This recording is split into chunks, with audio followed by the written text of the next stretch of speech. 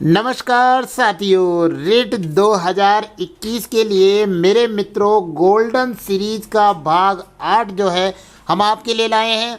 यह जो भाग है मित्रों भाषा हिंदी के लिए रेट लेवल 1 और लेवल 2 यानी दोनों लेवल के लिए, चाहे आप कौन सा ही भाषा का चुनाव करें या भाषा प्रथम में या भाषा द्वितीय के अंदर हिंदी भाषा को चुनाव करें, उसके लिए ये गोल्डन सीरीज बड़ी ही महत्वपूर्ण होने वाली है।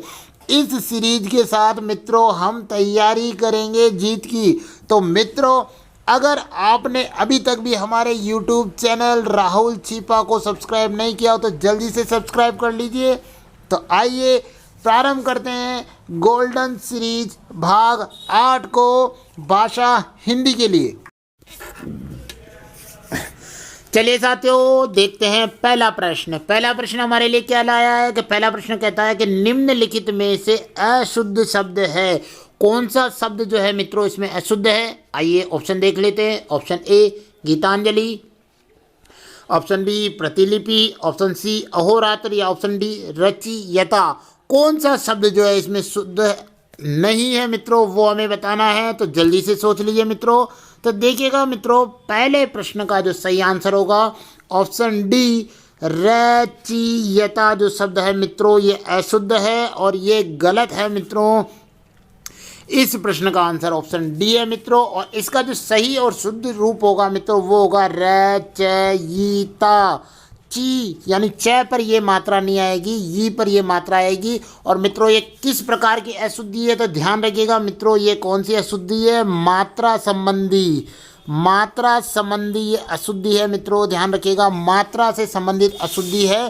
तो इस पहले प्रश्न का आंसर ऑप्शन डी होगा। बहुत ही अच्छा प्रश्न है, मैंने आपके लिए इसके लिए स्टार लगा दिया है।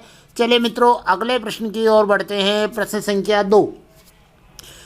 संख्या 2 हमारा मित्रों क्या कह रहा है आइए देखते हैं। प्रश्न संख्या 2 कह रहा है कि निम्नलिखित में से गुण संधि का उदाहरण नहीं है, यानी किसके अंतर्गत मित्रों गुण संधि नहीं दी गई है।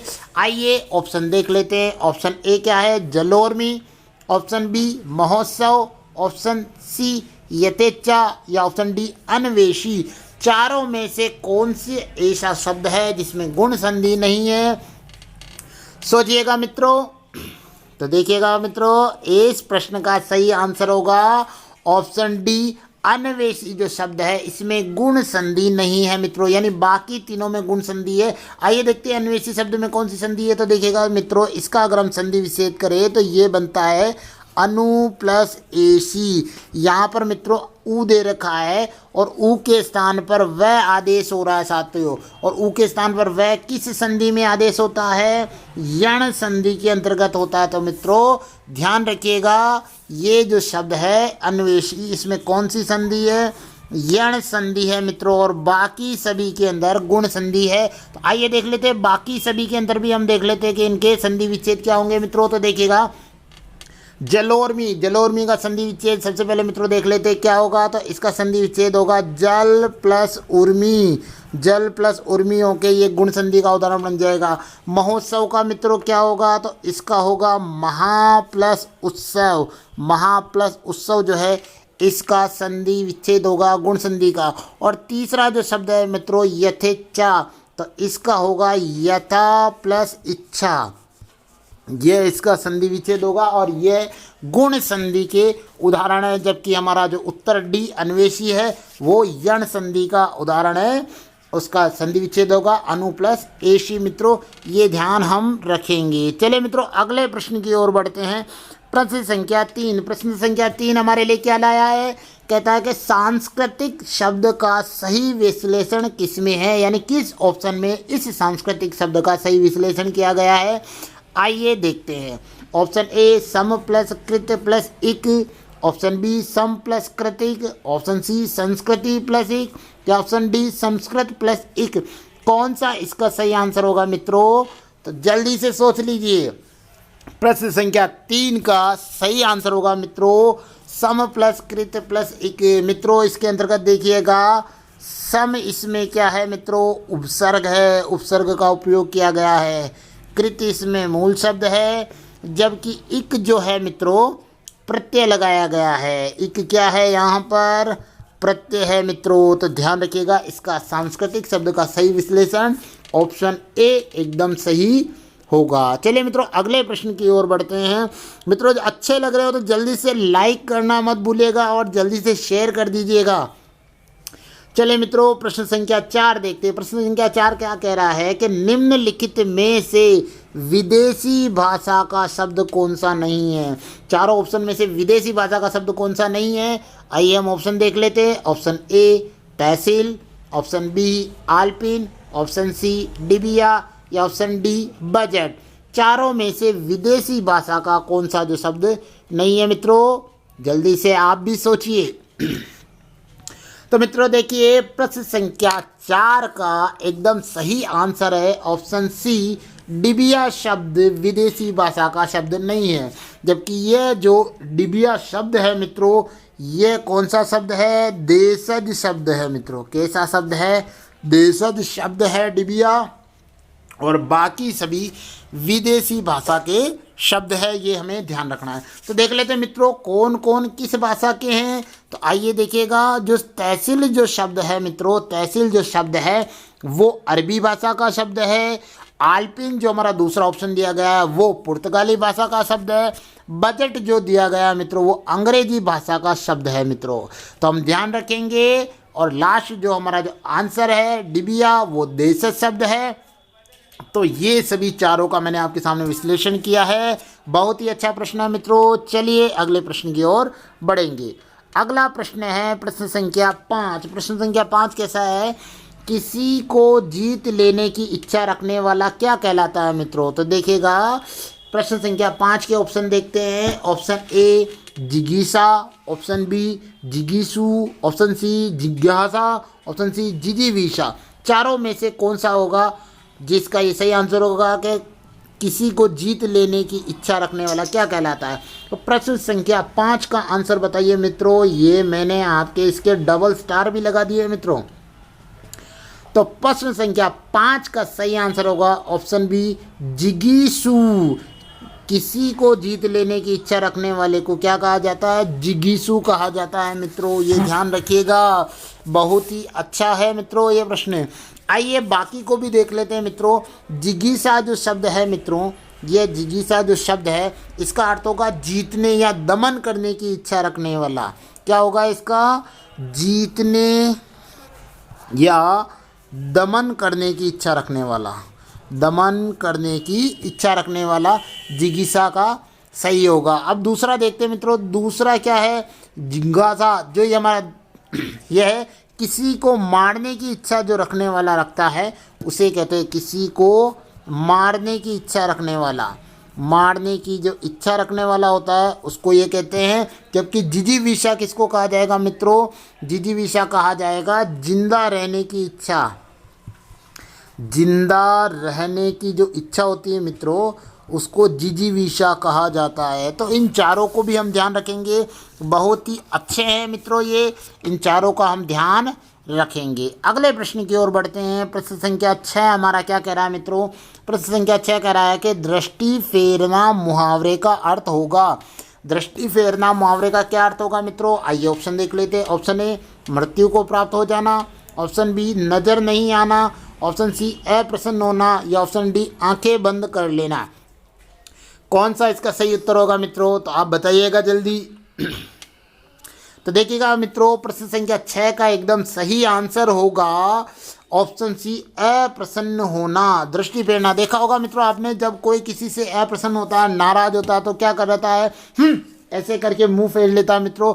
तो यही इसका अर्थ होगा, दृष्टि फेरने का मतलब अप्रसन्न होना इसका सही अर्थ होगा। मित्रों अगर आपको वीडियो अच्छा लग रहा हो तो जल्दी से लाइक शेयर कर दीजिएगा और चैनल को सब्सक्राइब करना नहीं भूलिएगा। प्रश्न संख्या 7 देखते हैं मित्रों। प्रश्न संख्या 7 क्या कह रहा है, बालकों को गृह कार्य देने का मुख्य उद्देश्य है।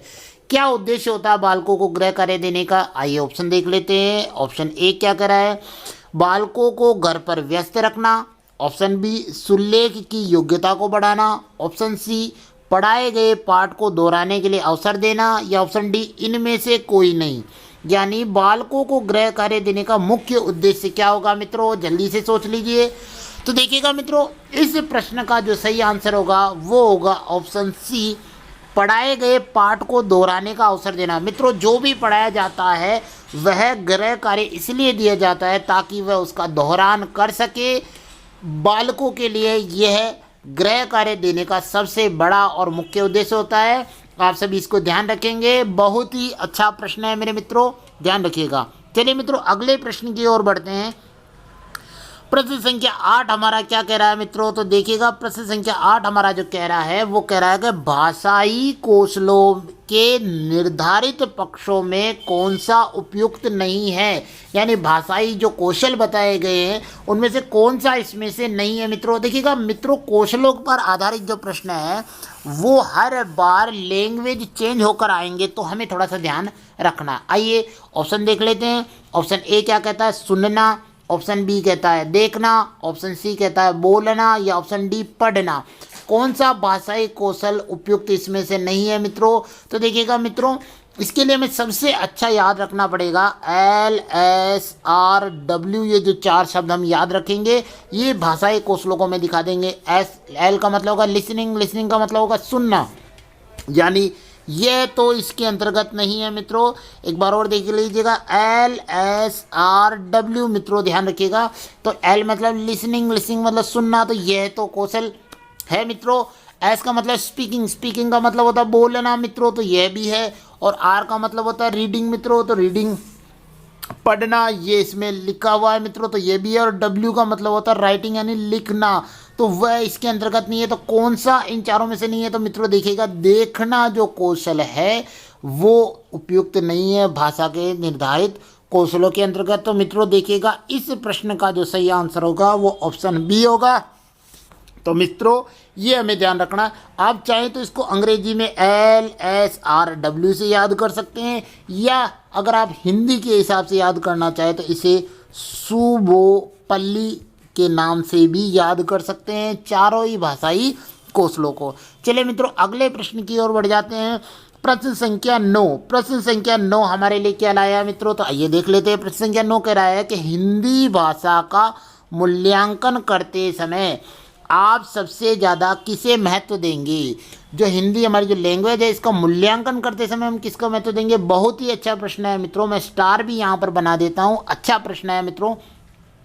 आइए इसके ऑप्शन देख लेते हैं। ऑप्शन 1 क्या कह रहा है? तो मित्रों देखिएगा, ऑप्शन 1 कह रहा है निबंध लिखने की योग्यता को आप ज़्यादा महत्व देंगे।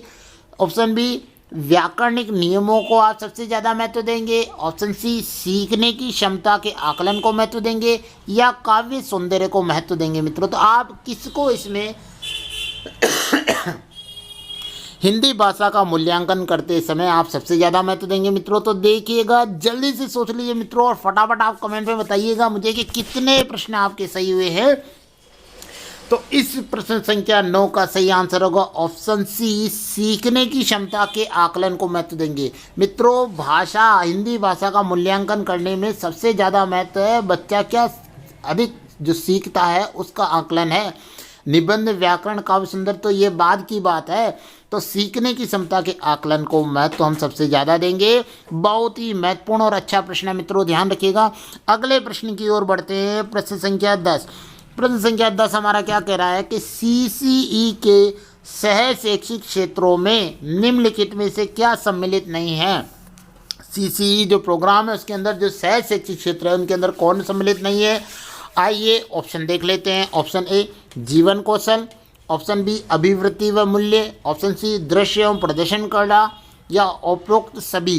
कौन इसमें सम्मिलित है मित्रों? तो देखिएगा, प्रश्न संख्या 10 का सही आंसर होगा ऑप्शन डी, जीवन कौशल, अभिवृत्ति व मूल्य, दृश्य व प्रदर्शन, ये सभी जो है किसके अंतर्गत सम्मिलित है मित्रों? CCE के अंतर्गत सम्मिलित हैं। सतत व व्यापक जो मूल्यांकन होता है, लगातार जो ये मूल्यांकन होता है, इसके अंतर्गत, इस CCE प्रोग्राम के अंतर्गत ये क्या है? ये इसके अंतर्गत सम्मिलित है मित्रों। ध्यान रखिएगा मित्रों, CCE प्रोग्राम बालकों के मूल्यांकन के लिए किया जाता है। सतत और लगातार रूप से जो मूल्यांकन किया जाता है वर्ष भर तक, उसके सह शैक्षिक क्षेत्रों के अंतर्गत यह तीनों ही जो है आते हैं। चले मित्रों, अगर आपको हमारा ये वीडियो अच्छा लगा हो तो जल्दी से हमारे चैनल को सब्सक्राइब कीजिएगा और इस वीडियो को सभी तैयारी करने वाले मित्रों से शेयर कीजिएगा और लाइक करना नहीं भूलिएगा। चलिए अगले गोल्डन सीरीज के साथ हम फिर मिलेंगे। जय हिंद, जय भारत।